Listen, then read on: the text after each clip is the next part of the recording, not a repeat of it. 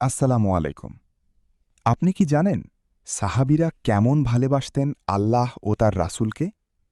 একবার যুদ্ধের ময়দানে গুরুতর আহত হলেন সাহাবী খুবাইব ইবনে আদি রাদিয়াল্লাহু আনহু। শত্রুরা তাকে বন্দী করল। তারপর বলল, তুমি কি চাও তোমার জায়গায় হজরত মুহাম্মদ সাল্লাল্লাহু আলাইহি ওয়াসাল্লাম থাকুক আর তুমি মুক্তি পাও? শুনুন তার উত্তর।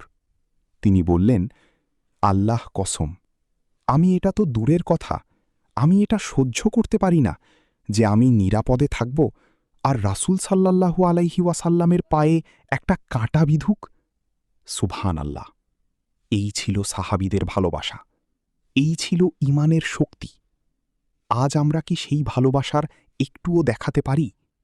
চলুন, আমাদের জীবনেও রাসূল সাল্লাল্লাহু আলাইহি ওয়াসাল্লামের সুন্নাহ অনুসরণ করি।